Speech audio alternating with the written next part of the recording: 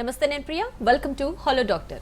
ఇవాళ హలో డాక్టర్లో మనం మాట్లాడుకోబోయే topic piles, fishes, fistula ఎలా డిఫరెన్షియేట్ చేయాలి, వీటికి సంబంధించి సిమ్టమ్స్ ఏ విధంగా ఉంటాయి, అలాగే ట్రీట్మెంట్ ఎంతకాలం ఉంటుంది, ఒక్కసారి తగ్గిన తర్వాత రికరెన్స్ వచ్చే ఛాన్స్ ఎంతవరకు ఉంటుంది, ఈ విషయాలన్నీ మనతో మాట్లాడడానికి హోమియోకేర్ ఇంటర్నేషనల్ నుంచి డాక్టర్ సుధారాణి గారు మనతో పాటు స్టూడియోలో అందుబాటులో ఉన్నారు. ఈ టాపిక్కి సంబంధించి మీకు ఎలాంటి డౌట్స్ ఉన్నా స్క్రీన్ మీద స్క్రోల్ అవుతున్న నంబర్స్కి కాల్ చేసి మీ డౌట్స్ క్లారిఫై చేసుకోవచ్చు. నమస్తే డాక్టర్. నమస్కారం అండి. సో ముందుగా ఫైల్స్, ఫిషెస్, ఫిస్ట్లా వీటిల్ని ఒక్క ఫైల్స్ వస్తే ఫిషెస్ రావడం, ఫిస్ట్లా రావడం ఇంటర్లింక్డ్ ఉంటాయా ఆర్ దేనికి దానికి అవి సపరేట్ ఉంటాయా, అసలు ఎలా డిఫైన్ చేయాలి? ఈ పైల్స్, ఫిషర్స్, ఫిష్ల ఈ మూడు కూడా మలద్వారం దగ్గర వచ్చే ప్రాబ్లమ్స్, అంటే మోషన్ ఏరియా దగ్గర వచ్చే ప్రాబ్లమ్స్. కానీ చాలామంది ఏమనుకుంటారంటే మోషన్ ఏరియా దగ్గర ఏదొచ్చినా కూడా పైల్స్ అనే అనుకుంటారు అనమాట. ఫిస్టులా వచ్చినా, ఫిషర్ వచ్చినా, లేదంటే ఏదైనా పుండులాగైనా, యాప్సెస్ వచ్చినా, సో ఏదొచ్చినా పైల్స్ అనే అని అనుకుంటారు. అయితే ఒక్కొక్కటిగా మనం చూసుకుంటే కామన్గా మాత్రం పైల్స్, ఫిషర్, ఫిస్టులా ఈ మూడు రావచ్చు అనమాట. సో పైల్స్ అనేది మనం చూసుకుంటే పైల్స్ అనే ప్రాబ్లమ్నే మనం హెమరాయిడ్స్ అని కూడా అంటాము, హర్షములని కూడా అంటారనమాట. ఇవేంటంటే మలద్వారం దగ్గర, అంటే ఏదైతే మోషన్ దగ్గర బ్యాండ్ లాగా ఉంటుందో అక్కడ బొడిపెల మాదిరిగా బయటికి రావడము జరుగుతుందనమాట. అంటే ఆ మోషన్ ఏరియా దగ్గర హెమరాయిడల్ ప్లక్సెస్ అనేటివి ఉంటాయి, రక్తనాడులు అనేటివి ఉంటాయి. ఆ రక్తనాడుల మీద ప్రెషర్ అనేది ఎక్కువైనప్పుడు, ఏ రకంగానైనా ప్రెషర్ అనేది ఆ మోషన్ ఏరియా దగ్గర ఎక్కువైనప్పుడు అవి బయటికి ఉబ్బుతాయి అనమాట. సో అవి ఒక బొడిపల మాదిరిగా బయటకు ఉబ్బుతాయి. ఒకటి ఉండొచ్చు, 2-3 ఉండొచ్చు. కొంతమందికి గ్రేప్స్ గుత్తుల్లాగా, చిన్న చిన్న గ్రేప్స్ గుత్తుల్లాగా బయటికి రావచ్చు. ఇట్లా ఉంటాయి అనమాట. ఈ పైల్స్ అనేటివి ఇంటర్నల్ అండ్ ఎక్స్టర్నల్ పైల్స్ అనేటివి ఉంటాయి. ఎక్స్టర్నల్ పైల్స్ అంటే ఏంటంటే మోషన్ ఏరియా దగ్గర ఏదైతే బ్యాండ్ లాగా ఉంటుందో దాని మీద బొడిపల్లాగా వచ్చేసి అది అక్యూట్గా ఆ ప్రాబ్లం ఎక్కువ ఉన్నప్పుడు విపరీతంగా నొప్పి కానీ, ఇచ్చింగ్ కానీ, లేదంటే ఒక్కొక్కసారి అది ఏమైనా రాసుకపోయినట్లుగా ఉంటే బ్లీడింగ్ లాంటివి వచ్చి అవి కొద్ది వారాలలో మళ్ళీ మెల్లగా ఆ స్వెల్లింగ్ అనేది తగ్గుతూ ఉంటుంది ఎక్స్టర్నల్ పైల్స్లో. ఇంటర్నల్ పైల్స్ అనేటిది ఏంటంటే మలద్వారం దగ్గర లోపల మ్యూకోజా నుంచి పైల్స్ అనేటివి స్టార్ట్ అవుతాయి. ఇందులో మళ్ళీ 4 దశలు ఉంటాయి, 4 స్టేజెస్ ఉంటాయి పైల్స్లో. సో మనకేంటంటే థర్డ్ స్టేజ్, 4th స్టేజ్ స్టార్టింగ్లో కూడా మనకి మెడిసిన్స్ ద్వారానే వితౌట్ సర్జరీ, కోతలు అనేటివి లేకుండా ఓన్లీ మందులతోనే మనం అది క్యూర్ చేసుకోవచ్చు అనమాట. మెయింటెనెన్స్ చేసుకోవచ్చు, క్యూర్ చేసుకోవచ్చు. సో పైల్స్లో మనకి ఇంటర్నల్ పైల్స్లో ఏంటంటే ఫస్ట్ స్టేజ్లో ఎట్లుంటుందంటే అది అంటే ఎగ్జామినేషన్లో డాక్టర్లకు తెలుస్తుంది అనమాట. అది కొద్దిగా నాడి అనేది అక్కడ ఉబ్బినట్టుగా ఉండడం, అంటే వీన్ అనేది కొద్దిగా ఉబ్బినట్టుగా ఉండడం అది పేషెంట్కు అర్థం కాదనమాట. సో మోషన్కి వెళ్ళినప్పుడు మాత్రం అది ఉబ్బుతుంది, మళ్ళీ నార్మల్ అవుతుంది ఫస్ట్ స్టేజ్లో. సో అప్పుడప్పుడు కొంచెం ఒక ట్విచ్చింగ్ పెయిన్ లాగా ఉండవచ్చు. సో సెకండ్ స్టేజ్లో ఏమవుతుందంటే ఆ పైల్స్ అనేటివి ఒక్కొక్కసారి బయటకు కూర్చున్నప్పుడు, మోషన్కి కూర్చున్నప్పుడు, ఆసనంలో కూర్చున్నప్పుడు అవి కొద్దిసార్లు బయటకు ఉబ్బి మళ్ళీ దానంతట అవి లోపలికి వెళ్ళిపోతాయి అన్నమాట, ఈ పైల్స్ అనేటివి, ఈ అర్షమూలలు అనేటివి. సో థర్డ్ స్టేజ్లో ఎట్లుంటుందంటే మోషన్కి కూర్చున్నప్పుడు ఆ పైల్స్ ఏదైతే బొడిపల్లాగా బయటికి ఉబ్బుతాయో అవి బయటకు వచ్చేస్తూ ఉంటాయి. అవి దానంతట అవి లోపలికి వెళ్ళవన్నమాట. థర్డ్ స్టేజ్లో చేయితోటి మాన్యువల్గా వేళ్ళతోటి లోపలికి అనుకొని సెట్ చేసుకుంటే అవి సెట్ అయిపోతాయి. సో అలా ఉండిపోతుంది. కానీ 4th స్టేజ్లో ఎట్లుంటుందనంటే పూర్తిగా బయటికి వచ్చేసి ఇంకా అవి లోపలికి వెళ్ళామన్నమాట. లోపలికి సెట్ చేసిన వేళ్ళతోటి అవి లోపలికి వెళ్ళవు, బయటికే వేలాడుతూ ఉంటే ఒక్కొక్కసారి అందులో థ్రాంబస్ అంటే క్లాట్ లాగా ఫామ్ అయితే, కట్ అయినా క్లాట్ లాగా ఫామ్ అయినా విపరీతమైన నొప్పి. 4th స్టేజ్ అనేది ఏంటంటే చాలా మటుకు మనం కేర్ తీసుకొని మందులు ఫస్ట్ నుంచే వాడుకుంటూ ఉంటే 4th స్టేజ్ వరకు వెళ్ళరనమాట. ఎంతో రేర్గా అస్సలు పట్టించుకున్నట్లయితే అలాంటి పరిస్థితి ఏర్పడుతూ ఉంటుంది. అయితే ఈ పైల్స్ అనేది ఎందుకు వస్తాయి, మరి ఇట్లా ఎందుకు వస్తున్నాయి అనేది మనం కారణాలు గమనించుకుంటే, క్రానిక్ కాన్స్టిపేషన్ అంటే మోషన్ అనేది చాలా హార్డ్గా రావడం, మోషన్ డైలీ ఫ్రీగా లేకపోవడము, మోషన్కి ఎక్కువసేపు టాయిలెట్లో కూర్చోవడము, ముక్కడము, ప్రెషర్ అప్లై చేయడము, గంటల కొద్దీ కూర్చోవడము, లేదంటే 15 నిమిషాల కన్నా ఎక్కువ దానికి మోషన్కి ట్రై చేసుకుంటూ కూర్చోవడము. సో ఇదొక కారణము. అండ్ డయేరియా అంటే కొంతమందికి కొద్ది రోజుల పాటు లూజ్ మోషన్స్ లాగా, అంటే కొన్ని గ్యాస్ట్రిక్ ఇష్యూస్లో IBS, IBD ఇట్లాంటి వాటిలలో కూడా మోషన్ అనేది అన్కంట్రోల్డ్గా లూజ్ మోషన్ లాగా డైలీ సఫరింగ్ అనేది ఉన్న వాళ్ళలో కూడా ఆ ఏరియాలో ప్రెషర్ అనేది ఏర్పడి అట్లా కూడా పైల్స్ వచ్చే అవకాశం కాన్స్టిపేషన్లో ఉంటుంది, డైరియాలో ఉంటుంది. కొంతమందికి ఎలర్జిక్ కాఫ్ దగ్గు అనేది విపరీతంగా క్రానిక్ కాఫ్ ఇట్లా చాలా రోజుల తరబడి దగ్గి కూడా ఆ ప్రెషర్ అనేది కడుపు మీద ఈ మోషన్ ఏరియా మీద పడడం వల్ల కూడా ఒక్కొక్కసారి పైల్స్ అనేటివి వచ్చే అవకాశం ఉంటుంది. కొంతమందిలో ప్రెగ్నెంట్ ఉమెన్లో కూడా ఇట్లా పైల్స్ అనేటివి వచ్చే అవకాశం ఉంటుంది. అండ్ గ్యాస్ట్రిక్ ప్రాబ్లమ్స్ ఉన్న వాళ్ళకి, గ్యాస్ ట్రబుల్ విపరీతంగా కడుపు ఉబ్బసము ఇట్లా ఉన్న వాళ్ళకి కూడా ఇంట్రా అబ్డామినల్ ప్రెషర్ అనేది ఎక్కువైనప్పుడు కూడా ఒక్కొక్కసారి పైల్స్ అనేటివి వచ్చే అవకాశం ఉంటుంది. కూరగాయలు సరిగా తినని వాళ్ళకి, నీళ్లు తక్కువ తాగే వాళ్ళకి, గంటల కొద్ది కూర్చొని చేసే జాబ్స్ ఉన్నట్లయితే, కదలిక అస్సలు లేని వాళ్ళకి, సో ఒబేసిటీ ఉన్న వాళ్ళకి ఇలాంటప్పుడు పైల్స్ అనేటివి వచ్చే అవకాశం ఉంటుంది. మనం తీసుకునే ఫుడ్ని బట్టి కూడా ఎక్కువ మాంసాహారం కానీ లేదంటే ఆల్కహాల్ ఇలాంటి కొన్ని చెడు అలవాట్లు ఉండడము, లేదంటే మనం తీసుకునే ఆహారాన్ని బట్టి కూడా ఫైబర్ అనేది తక్కువ ఉన్నప్పుడు కూడా ఆల్రెడీ ఈ ప్రాబ్లం ఉన్న వాళ్ళకి విపరీతంగా నొప్పి లేదంటే రక్తం పడడము ఇట్లాంటివి ఉంటాయి అన్నమాట. అయితే లక్షణాలు ఎట్లుంటాయి మనకి పైల్స్, మనం కారణాలు తెలుసుకున్నాం కదా. సో లక్షణాలు అనేటివి ఎట్లుంటాయంటే పైల్స్ అనే దాంట్లో, హర్షమూలలు అనే దాంట్లో మనకి మలద్వారం దగ్గర అప్పుడప్పుడు లేదంటే కంటిన్యూగా పెయిన్ అనేది రావడం. కొంతమందికి ఓన్లీ మోషన్కి వెళ్ళినప్పుడు పెయిన్ వస్తుంది, కొంతమందికి మోషన్కి వెళ్ళినాక 1 గంట 2 గంటల వరకు పెయిన్ అనేది అలాగే ఉండిపోతూ ఉంటుంది. కొంతమందికి నడవడానికి కూడా ఇబ్బందికరంగా ఉంటుంది. కొంతమందికి ఏంటంటే మోషన్కి వెళ్ళినప్పుడు విపరీతంగా బ్లడ్ అనేది, కొంతమందికి 2-3 డ్రాప్సే పడుతూ ఉంటుంది అనమాట. కానీ కొంతమందికి ఆ టాయిలెట్లో మొత్తం బ్లడ్ పడిపోతూ ఉంటుంది అనమాట. సో పెయిన్, విపరీతంగా నొప్పి ఉంటుంది, ఇచ్చింగ్ ఉంటే ఉండవచ్చు. దీనివల్ల ఏంటంటే ఆ బ్లీడింగ్ అనేది చాలా రోజుల నుంచి ఆ పైల్స్లో చూసుకోకుండా కరెక్ట్గా మందులు వాడకుండా దాన్ని వదిలేసినట్లయితే ఏమవుతుంది, ఆ బ్లీడింగ్ అయ్యి ఐరన్ డెఫిషియన్సీ అండ్ బ్లడ్ తక్కువైపోవడం, హిమోగ్లోబిన్ తక్కువైపోవడం వల్ల మళ్ళీ దానివల్ల మళ్ళీ ఇండైరెక్ట్గా హెయిర్ ఫాల్ కానీ, స్కిన్ ప్రాబ్లం కానీ, వీక్నెస్, చర్మ సమస్యలు, నొప్పులు ఇలాంటివన్నిటికీ దారితీస్తుంది అనమాట. అయితే ఈ ఇంటర్నల్ పైల్స్లో అంటే లోపల నుంచి వచ్చే పైల్స్లో ఏంటంటే ఒక్కొక్కసారి పెయిన్ అనేది ఉండదు, బ్లీడింగ్ మాత్రం విపరీతంగా కమోడ్ మొత్తం ఇట్లా చిమ్మినట్టుగా బ్లడ్ అనేది పడడం, కానీ వాళ్ళకి పెయిన్ సెన్సేషన్ మాత్రం ఉండదు. ఎందుకంటే ఇంటర్నల్ పైల్స్ అంటే మలద్వారం దగ్గర పేగు కొంచెం ఆ స్పింక్టర్ పైన ఉండే భాగం లోపల పెయిన్ రిసెప్టర్స్ అనేటివి ఉండవు కాబట్టి నొప్పి అనేది ఉండదు, కానీ విపరీతంగా బ్లడ్ పడుతుంది. కాబట్టి ఇట్లాంటి లక్షణాలు మీకు ఎన్నో రోజుల నుంచి ఉన్నా ఆల్రెడీ మీకు లేదంటే అప్పుడప్పుడు కనిపిస్తున్నా మీరు నెగ్లెక్ట్ చేయకండి. ఎందుకంటే అది మనం నెగ్లెక్ట్ చేస్తుంటే స్టేజెస్ అనేటివి పెరిగిపోయి 4th స్టేజ్ వరకు వెళ్తే అది ఒక్కొక్కసారి మందుల వల్ల కాని పరిస్థితి ఏర్పడే అవకాశం ఉంటుంది. అండ్ ఒక్కొక్కసారి ప్రాణం మీదకి కూడా వస్తుంది అనమాట. బ్లడ్ మనకు తెలియకుండా వెళ్ళిపోయి ప్రాణం మీదకి కూడా వస్తుంది. మనకు యూజువల్లీ ఇప్పుడు మీరు అన్నారు నొప్పి లేకుండా బ్లీడింగ్ ఉంటుంది అని, సాధారణంగా ఎవరైనా సరే భరించలేని నొప్పి వచ్చినప్పుడే ట్రీట్మెంట్ వరకు ఆలోచిస్తారు. సో ఇలా బ్లీడింగ్ అవుతున్నప్పుడు మనం వెంటనే దాన్ని ఐడెంటిఫై చేయాలి, వెంటనే ట్రీట్మెంట్ తీసుకోవాలి అనేది పేషెంట్కి ఎప్పుడు తెలుస్తుంది నొప్పి లేనప్పుడు? అయితే సాధారణంగా అందరూ ఏం చేస్తారంటే మొత్తం అది సెల్ఫ్ ట్రీట్మెంటో లేదంటే ఓర్చుకోనో లేదంటే పెయిన్ లేదు కాబట్టి దాన్ని వదిలేయడం ఇట్లా చేస్తూ ఉంటారు. విపరీతమైన నొప్పి, కదలలేని పరిస్థితి, లేవలేని పరిస్థితి వచ్చినప్పుడు, ఫీవరిష్గా ఉండి మొత్తం కాలు తీసుకాలేని పరిస్థితి ఉన్నప్పుడు మాత్రమే డాక్టర్ని కన్సల్ట్ అవుతారు కొంతమంది. కానీ అది కరెక్ట్ కాదనమాట. ఇప్పుడు మీకు ఇంత అవేర్నెస్ పెంచుతున్నాం కాబట్టి మీకు అప్పుడప్పుడు, అందుకే అప్పుడప్పుడు కానీ ఒక పాయింట్లో లేదంటే అప్పుడప్పుడు లేదంటే కంటిన్యూగా మలద్వారం మోషన్కి వెళ్ళినప్పుడు పెయిన్ కానీ, ఇచ్చింగ్ కానీ, లేదంటే చేతికి ఏమన్నా బొడిపల్లలాగా తగులుతున్నా కానీ, బ్లడ్ 1-2 డ్రాప్స్ పడ్డా కానీ, లేదంటే మోషన్కి ఏమన్నా ఆ రక్తపు సార్కలు ఒక మరకల్లాగా అంటడం కానీ, ఇట్లాంటివి మీకు ఏమైనా కనిపిస్తే దాన్ని నెగ్లెక్ట్ చేయకూడదు. ఫస్ట్ స్టేజెస్లోనే మెడిసిన్ యూజ్ చేస్తే ఏంటంటే ఇవి just few days two weeks లోపల అది హీలింగ్ అనేది అయిపోతుంది అనమాట.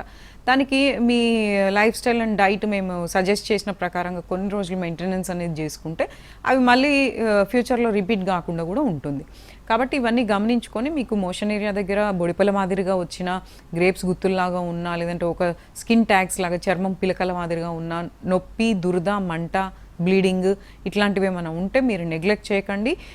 డెఫినెట్గా దీనికి ప్రతిదానికి సర్జరీ అవసరం పడదన్నమాట. చాలా మటుకు మనకి ఏంటంటే 80-90% వరకు ఓన్లీ మందుల ద్వారానే అండ్ న్యాచురల్గా ఉండే మెడిసిన్స్తోనే మనకి కోతలు లేకుండా ఆ ప్రాబ్లమ్స్ అనేటివి పర్మనెంట్గా క్యూర్ అయ్యే అవకాశం ఉంటుంది. అయితే దీంట్లో ఈ పైల్స్, హర్షమూలలు అనే దాంట్లో మనం ప్రివెన్షన్ ఎలా చేసుకోవాలంటే, జాగ్రత్తలు ఎలా తీసుకోవాలి అని అంటే, ఒబేసిటీ ఉన్న వాళ్ళు కొంచెం వెయిట్ లాస్కి ట్రై చేయండి. గంటల కొద్దీ ఒకటే పొజిషన్లో కూర్చోకండి. లేదంటే లాంగ్ జర్నీస్ చేసే వాళ్ళకి కొంచెం అది చూసుకోండి. అంటే గంటల కొద్దీ కూర్చుంటే కూడా అలాంటివి ఎక్కువ అవుతాయి. ఇంకోటి వెయిట్ లిఫ్టింగ్ లేదంటే మనం చేసే యాక్టివిటీని బట్టి కూడా ఎక్కువ బరువులు ఎత్తే వాళ్ళకి కూడా ఒక్కొక్కసారి ఈ ప్రాబ్లం ఎక్కువయ్యే అవకాశం ఉంటుంది. కాబట్టి అది ఒకటి చూసుకోండి. తర్వాత వాటర్ ఇంటేక్ పెంచండి. మీరు ఒక 2 to 3 litres compulsory per day water intake ఉండేలాగా చూసుకోండి, హైడ్రేటెడ్గా ఉండండి, వాటర్ ఉండే వస్తువులు తినండి, తాగండి. అంటే నీరున్న పండ్లు కానీ నీరున్న కూరగాయలు కానీ ఇలాంటివి తీసుకోండి. వారంలో కంపల్సరీ కూరగాయలు ఆకుకూరలు ఆ పోర్షన్ ఉండేటట్టు చూసుకోండి. ఫైబర్ అనేది ఉండాలన్నమాట. ఫైబర్ ఉంటే మనకు బవెల్ మూమెంట్ అనేది ఫ్రీ అవుతుంది. మోషన్ ఫ్రీ వస్తే మీకు ప్రాబ్లమ్స్ చాలా మటుకు రాకుండా ఉంటాయి అన్నమాట. సో కాబట్టి మోషన్ ఫ్రీగా వచ్చేటట్టు చూసుకోండి. కాన్స్టిపేటెడ్ ఉన్న వాళ్ళు ఫైబర్ అంటే ఉడకబెట్టిన కూరగాయలు ఉప్పు కారాలు తక్కువ వేసుకొని జస్ట్ ప్లెయిన్గా ఉడకబెట్టిన కూరగాయలు లేదంటే salads, fruit salads, vegetable salads, soups ఇట్లాంటివి ఎక్కువ తీసుకోండి. మాంసాహారం కొంచెం తగ్గించండి, ప్లాంట్ బేస్డ్ ప్రోటీన్ తీసుకోవచ్చు. సో కొంతమంది ఏంటంటే సివియర్గా ఎక్సర్సైజెస్ లేదంటే బాడీ బిల్డింగ్, జిమ్ ఇలాంటివి చేసే వాళ్ళు కొద్దిగా వాళ్ళు తీసుకునే సప్లిమెంట్స్ లేదంటే ప్రోటీన్ ఇంటేక్ ఎక్కువైపోవడము, ఫైబర్ పూర్తిగా తగ్గిపోవడం వల్ల కూడా ఒక్కొక్కసారి ఈ ప్రాబ్లం ఉన్న వాళ్ళకి ఎక్కువ అవుతుంది. కాబట్టి మీరు అది గమనించుకొని దాన్ని బ్యాలెన్స్డ్ డైట్ తీసుకునే విధంగా ఫైబర్ కంపల్సరీ మీరు తీసుకునే ఆహారంలో ఉండే విధంగా చూసుకోండి. ఇంకోటి ఏంటంటే ఈ పైల్స్ యాక్టివ్గా సఫరింగ్ అనేది ఉన్నప్పుడు మీరు దాని మీద ఎక్కువ నడవడము, ఎక్కువ ఎక్సర్సైజ్ చేయడము ఇలాంటివి చేయకుండా కొంచెం రెస్ట్లో ఉండి సిడ్స్ బాత్ అంటే గోరువెచ్చని నీళ్ళల్లో ఒక 10 నిమిషాలు కూర్చోవడం, అంటే నార్మల్గా ఏ మందు లేకుండానే స్టార్టింగ్ స్టేజ్లో ఇప్పుడే తెలిసినట్లయితే కొంచెం గోరువెచ్చని నీళ్ళల్లో సిడ్స్ బాత్ అనేది కూర్చుంటే అక్కడ బ్లడ్ సర్క్యులేషన్ అనేది పెరిగి కొంచెం వాప్ అనేది తగ్గి మీకు రిలీఫ్ అనేది ఉంటుందన్నమాట. రెస్ట్ ఉండాలి, వెయిట్ పెరగకుండా చూసుకోవాలి, దాని మీద ప్రెషర్ పడకుండా చూసుకోవాలి, గ్యాస్ ట్రబుల్ లేకుండా చూసుకోవాలి, ఫైబర్ అనేది పీచు పదార్థాలు తీసుకోవాలి, ఆకుకూరలు కూరగాయలు ఇలాంటివి ఎక్కువగా తీసుకోవాలి, సలాడ్స్ ఇలాంటివి ఎక్కువగా తీసుకోవాలి. దీనివల్ల మనం ప్రివెంట్ చేసుకోవచ్చు. హోమియోపతి మెడిసిన్స్లో చాలా రకాల మందులు ఉంటాయన్నమాట. సో ఇట్లా రతాని అని, కోలిన్సోనియా అని, లేదంటే పియోనియా అని, లేదంటే హెమామిలిస్ అని, ఈ బ్లీడింగ్ ఉన్నా, పెయిన్ ఉన్నా, బయటికి స్వెల్లింగ్ ఉన్నా అంటే అందరూ డైరెక్ట్గా ఇవి మెడిసిన్స్ వేసుకోవద్దు అనమాట. వారి లక్షణాలను బట్టి డాక్టర్ అయితే మీరు ఇందాక ట్రీట్మెంట్ చెప్పారంటే ప్రతి దానికి కూడా సర్జరీ అవసరం పడదు, మందులతో తగ్గిస్తుంది అని. అండ్ అసలు ఫైల్స్, ఫిషర్స్, ఫిస్టులా వీటికి ఎంతకాలం ట్రీట్మెంట్ ఉంది, అలాగే సర్జరీ ఏ స్టేజ్లో అవసరం ఉంటుంది, వీటి గురించి డిస్కస్ చేద్దాం. ఒక బ్రేక్ తీసుకుందాం. Back to hello doctor.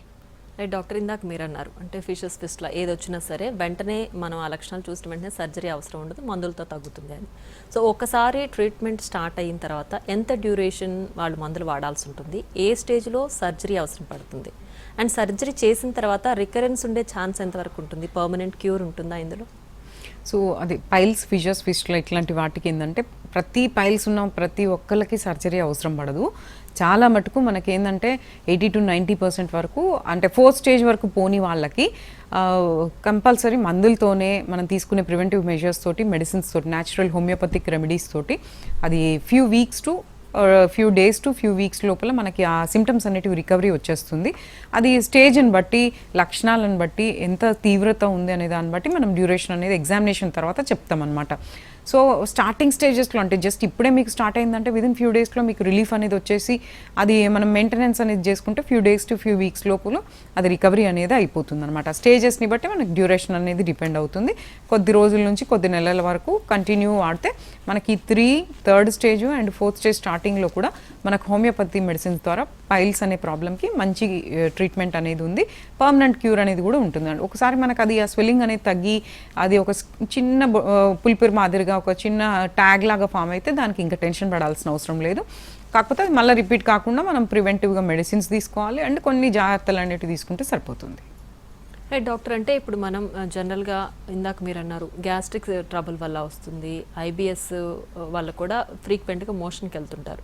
So ఈ పైల్స్ కానీ, ఫిషెస్, ఫిస్టులా కానీ, లేదంటే ఐబిఎస్ గ్యాస్ట్రిక్ వల్ల వచ్చే ఈ స్టూల్స్కి సంబంధించి ఒక పేషెంట్ ఎలా ఐడెంటిఫై చేసుకుంటాడు, ఎలా డిఫరెన్షియేట్ చేసుకుంటాడు ఇది పైల్స్ ఆర్ ఫిషెస్, ఫిస్టులా అనేది?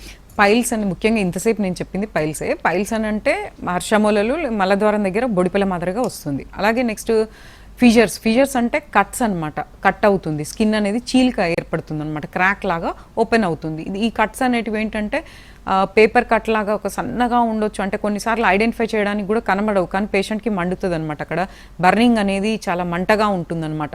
కానీ కొంతమందికి చాలా హెవీగా కట్ అయిపోతుంది. ఆ కట్ ఎట్లా ఉంటుందని అంటే ఓపెనింగ్ అనేది మనకు విజిబుల్గా ఉంటుంది అండ్ అది కింద లేయర్స్ వరకు కూడా, మజిల్ లేయర్ వరకు కూడా ఆ కట్ అని చీలిక అనేది డీప్గా వెళ్ళిపోయే అవకాశం ఉంటుంది. ఈ కట్స్కి కూడా కారణం ఏంటి అంటే సివియర్ కాన్స్టిపేషన్, నీళ్లు తక్కువ తాగడము, గంటల కొద్ది కూర్చోవడము, హీట్ వస్తువులు ఎక్కువ తీసుకోవడము, అంటే ఎక్కువ మాంసాహారం మీద ఆధారపడి ఉండడము, ఫైబర్ తక్కువ తినడము అండ్ కొన్ని జబ్బులలో కూడా ఈ ఫిషర్స్ కట్స్ అనేటివి వస్తూ ఉంటాయి అనమాట. అంటే కొన్ని ట్యూబర్క్లోసిస్ లాంటి ఇన్ఫెక్షన్స్ ఉన్న వాళ్ళలో, లేదంటే కొన్ని క్యాన్సర్ ట్రీట్మెంట్స్ తీసుకున్న వాళ్ళలో, లేదంటే రేడియేషన్ కీమోథెరపీ ఇట్లాంటివి తీసుకున్న వాళ్ళలో, అండ్ ఈ ఇన్ఫ్లమేటరీ బవెల్ డిసీజ్ కానీ, ఇరిటబుల్ బవెల్ సిండ్రోమ్ కానీ, అండ్ కొన్ని gastric issues, severe gastric issues ఉన్న వాళ్ళలో, లేదంటే క్రాన్స్ డిసీజ్ అనే దాంట్లో ఏంటంటే కొన్నిసార్లు ఇవన్నిటి వల్ల ఏమవుతుందంటే బవెల్ మూమెంట్ అనేది చేంజ్ అయ్యి దాని ప్రెషర్ అంతా మలద్వారం దగ్గర పడి కొంతమందిలో అది పైల్స్ లాగా వస్తుంది, కొంతమందిలో ఫిషర్స్ లాగా, కట్స్ లాగా ఏర్పడుతుంది.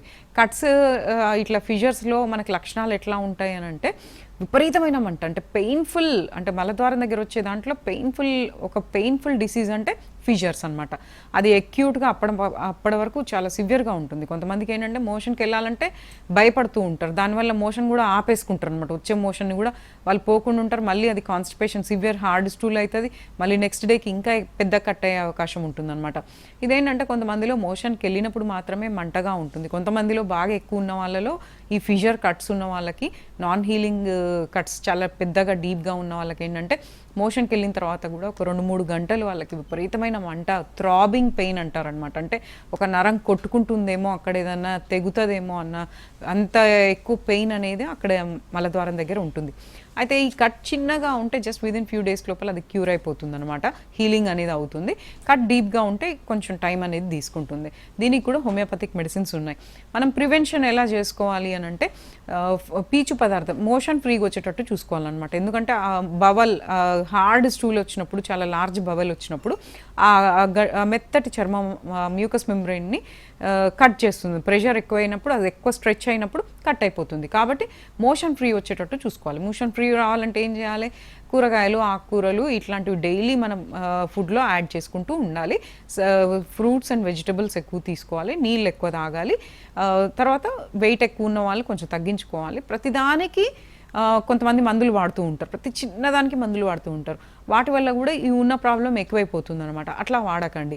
సో ఇంకొకటి ఏంటంటే ఇట్లా వచ్చిన వెంటనే మీ సెల్ఫ్ ట్రీట్మెంట్స్ కాకుండా ఈ ఫస్ట్ లైన్ ఆఫ్ ట్రీట్మెంట్ మనం హోమియోపతిలో తీసుకుంటే ఏంటంటే వితౌట్ ఎనీ మేజర్ సర్జరీ మందులతోనే అది న్యాచురల్ హీలింగ్ వచ్చేసి ఆ హీలింగ్తో పాటు మళ్ళీ రిపీట్ కాకుండా కూడా చేసుకోవచ్చు. ఎందుకంటే అవి హీల్ అయినా కూడా మీ కాన్స్టిపేషన్ అండ్ సివియర్గా ఉన్నప్పుడు ఇంతకుముందు పాత కట్టు దగ్గరనే మళ్ళీ ఓపెన్ అవ్వచ్చు, లేదంటే ఇంకో కొత్త ఏరియాలో కూడా అది కట్ అవ్వచ్చు అనమాట, మోషన్ హార్డ్ ఉన్న వాళ్ళకి.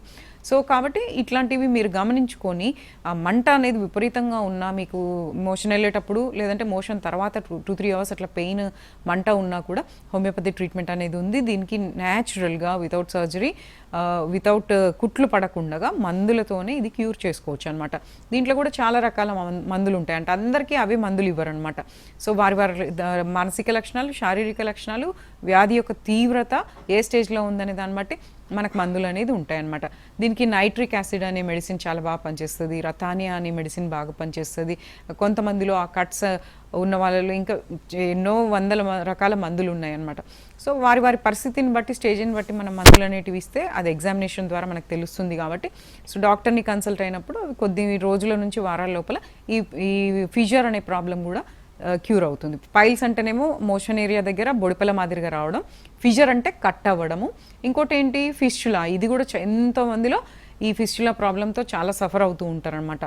సో ఫిస్చులా అనేది ఏంటి అని అంటే మలద్వారం దగ్గర ఏదైతే బ్యాండ్ లాగా ఉంటుందో ఆ చుట్టుపక్కల ఏరియాలో, అంటే బటక్ ఏరియా కానీ, ముందు యూరినరీకి అండ్ మోషన్ ఏరియాకి మధ్యలో కానీ, లేదంటే వెనకాల భాగంలో కానీ, ఆ మోషన్ ఏరియా చుట్టుపక్కల ఎక్కడైనా కూడా ఒక చిన్న గుల్లలాగా ఫామ్ అయ్యి, యాక్నీ పింపుల్ లాగా ఫామ్ అయ్యి అక్కడ నుంచి డిశ్చార్జ్ కంటిన్యూగా వస్తుంది. అంటే బ్లడ్ వైట్ లిక్విడ్ లాగానో, బ్లడ్ లాగానో, పస్ లాగానో కంటిన్యూ డిశ్చార్జ్ అనేది వస్తూ ఉంటుంది అనమాట. కొంతమందిలో ఏంటంటే ఈ ఫిస్చులా అనేది కంప్లీట్గా ఉంటుంది, కొంతమందిలో పార్షల్గా ఉంటుంది.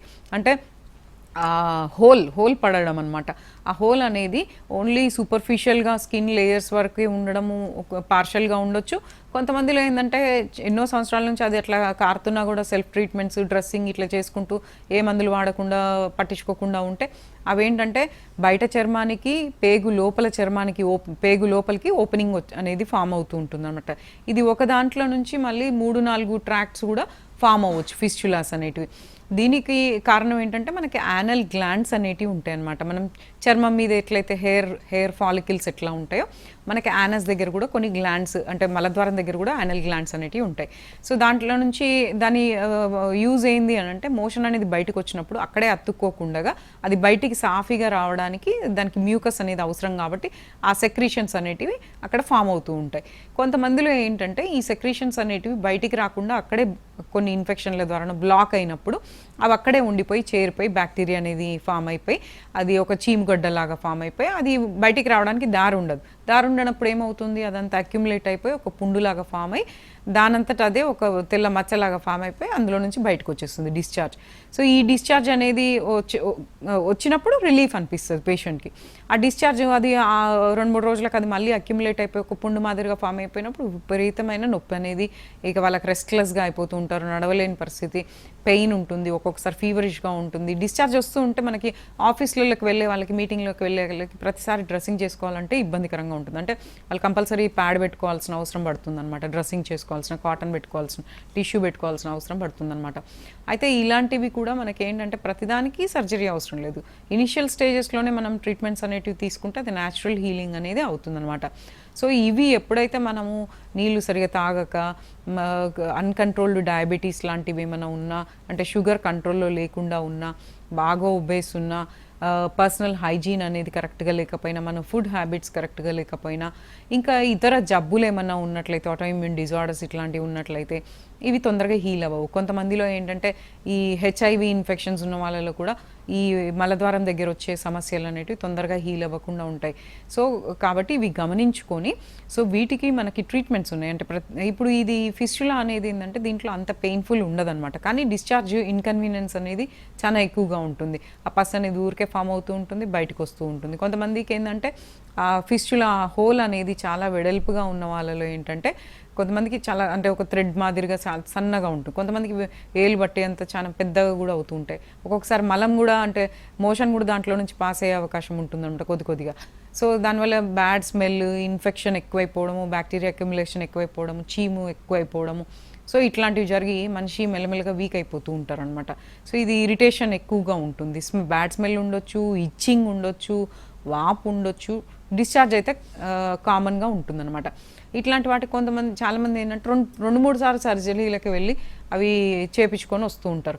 కానీ అవి ఏంటంటే సర్జరీ తర్వాత కూడా వాళ్ళ లైఫ్ టైంలో 1-2 సార్లు మళ్ళీ అదే ఏరియాలో కానీ లేదంటే వేరే ఏరియాలో కానీ ఓపెన్ అయ్యే అవకాశం ఉంటుంది. ఇది మనం ఎట్లా గుర్తుపట్టాలి మరి ఇది ఫిస్టులా అనేది ఏంటంటే, మీకు మోషన్ ఏరియా చుట్టూ వెనకాల సైడ్ కానీ ముందు సైడ్ కానీ సైడ్స్కి కానీ లేదంటే మోషన్ ఏరియా బ్యాండ్ మీద కానీ ఒక చిన్న గుల్ల మాదిరిగా లేదంటే ఒక పింపుల్ మాదిరిగా ఏదైనా ఒక చిన్న ఎరప్షన్ లాగా వచ్చి అందులో నుంచి హీల్ అవ్వకుండా అంటే మూసుకపోతుంది, మళ్ళీ ఓపెన్ అయ్యి డిశ్చార్జ్ చిన్నగా 1 డ్రాప్ 2 డ్రాప్స్ అట్లా పడుతున్నా, లేదంటే కంటిన్యూగా ప్యాంటీ అనేది తడిచిపోతున్నా, మీరు తేమగా అంటే అక్కడ ఆ ఏరియా అంతా మలద్వారం దగ్గర తేమలాగా ఉన్నా కూడా మీరు ఫస్ట్ డాక్టర్ని కలిసి అది ఎగ్జామినేషన్ చేయించుకోవాలి. సో మనకి ఎగ్జామినేషన్లో తెలుస్తుంది మ్యాక్సిమం మనకి ప్రాబ్లం అనేది ఇవాల్యుయేట్ అయిపోతుంది. ఇన్ కేసు అది క్లారిటీ అనేది లేనట్లయితే దానికి ఫిస్టులోగ్రామ్ అని కానీ లేదంటే కొలనోస్కోపీ, సిగ్మాడిస్కోపీ చేయించుకుంటే మనకి దానికి ఫిస్టులానా లేదంటే పైల్సా, ఫిషసా, లేదంటే ఇంకేదైనా జబ్బా, కొంతమందికి పాలిప్స్ ఏర్పడుతూ ఉంటాయి, కొంతమందికి ట్యూమర్స్, క్యాన్సరస్ ట్యూమర్స్ ఏర్పడుతూ ఉంటాయి. అది మనకి ఏంటంటే ఫస్ట్ డాక్టర్ని కన్సల్ట్ అయితే అది సింపులా లేదంటే బినైనా, మ్యాలిగ్నెంటా లేదంటే సింపుల్ ప్రాబ్లమా అనేది మనకు తెలిసిపోతుంది. దాన్ని బట్టి చాలా మటుకు మనకి ఏంటంటే మందులతోని, మన డైట్ అండ్ మెడిసిన్తోనే ఈ పైల్స్, ఫిషస్, ఫిస్టులా అనేటివి వితౌట్ సర్జరీ క్యూర్ చేసుకునే అవకాశం ఉంటుంది. Right doctor, thank you so much. Piles and fissures fistula గురించి లక్షణాలు, ట్రీట్మెంట్ చాలా క్లియర్ ఎక్స్ప్లెయిన్ చేశారు. థ్యాంక్ యూ సో మచ్. చూసారు కదా, ఇది ఇవాల్టి హలో డాక్టర్.